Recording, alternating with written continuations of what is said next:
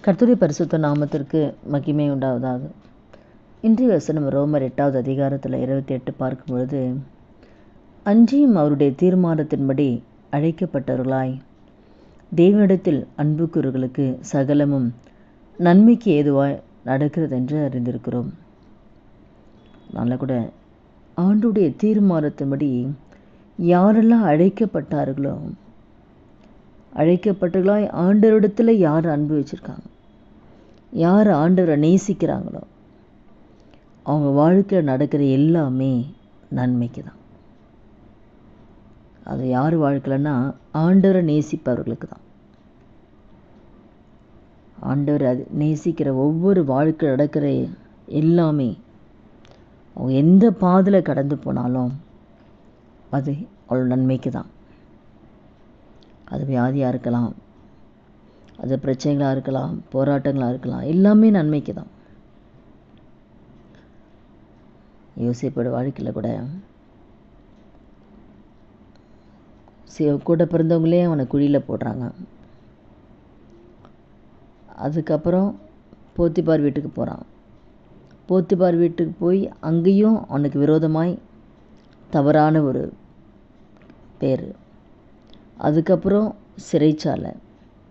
இப்போ யோசேப்போட வாழ்க்கையில் அவன் போன பாதெல்லாம் பார்த்தோம்னா அவனை குறித்து பெரிய தரிசனம் கற்று வச்சுருந்தாரு, திட்டம் வச்சுருந்தாரு.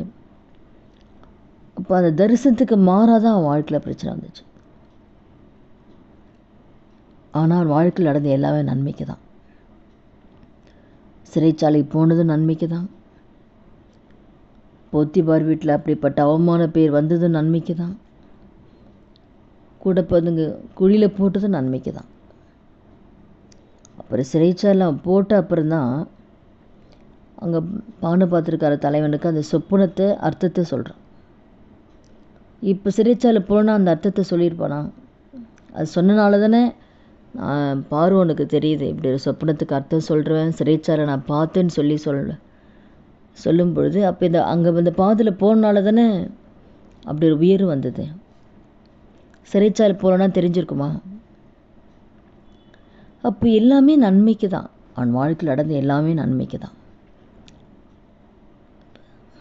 அந்த ஆண்டவர் உயர்த்துக்கு அந்த நேரத்தில் தீவிரமாய் வந்து ராஜா பார்த்த அந்த சொப்பனத்துக்கு அர்த்தத்தை சொல்லும்படியாக தீவிரமாக சிறைச்சாலேருந்து கொண்டு வரான்.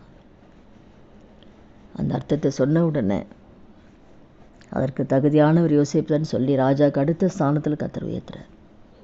அப்போ தெய்வ தரிசனமும் அங்கே நிறைவேறுச்சு. அப்போ வாழ்க்கையில் நடந்த எல்லாமே எதுக்கு? நன்மைக்கு தான். அத்தனை பாதிரியும் ஆண்டவர் கூட தான் இருந்தார், சிறைச்சாலையும் கர்த்தர் கூட தான் இருந்தார்.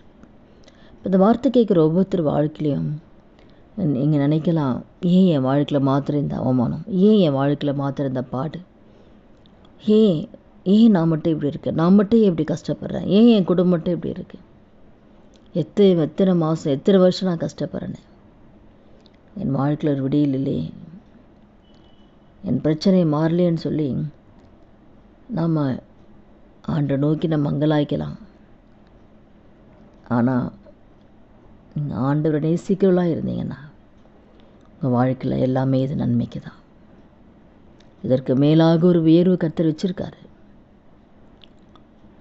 கிரகிக்க முடியாத ஒரு ஆசீர்வாதத்தை கர்த்தர் வச்சிருக்காரு. எண்ணி முடியாத, ஆராய்ந்து முடியாத அற்புதங்களை கர்த்தர் வச்சிருக்கார்.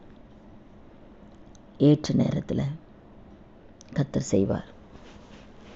அது வரைக்கும் நம்ம வாழ்க்கையில் போகிற எல்லா பாதையும் நன்மைக்கு தான். அதனால் இந்த வார்த்தை கேட்குற ஒவ்வொருத்த வாழ்க்கையில் எந்த பாதையில் போனாலும் சோர்ந்து போகாதீங்க. ஒன்றே ஒன்று மாத்திரம் நினச்சிக்கோங்க, இதுவும் நன்மைக்கு தான், இந்த பாதி நன்மைக்கு தான், இது மாறும், என் கர்த்தர் மாற்றுவார். அப்படி எல்லாமே நன்மைக்கு நம்ம நினைக்கும் போது நிச்சயமாக கர்த்தர் நன்மையாக கர்த்தர் மாற்றுவார். உங்களை சாட்சியாக கர்த்தர் நிறுத்துவார். ஏன்னா வசனம் போய் சொல்லாது. அவரை நேசிச்சவங்களுக்கு எல்லாம் நன்மைக்கு தான் நடக்குது. தீமையாக இருந்தோட நன்மையை மாற்றுவார். நம்ம வாழ்க்கையில் தீமையாக ஜனங்க நினச்சா கூட, நமக்கு விரோதமாக செஞ்சால் கூட அந்த தீமையை கர்த்தர் நன்மையாக மாற்றிடுவார். அதுதான் யோசிப்பு வாழ்க்கையில் குழியில் போட்டாங்க, தீமை தான் பண்ணாங்க, அந்த தீமையை கர்த்தர் நன்மையாக மாற்றிடுறார்.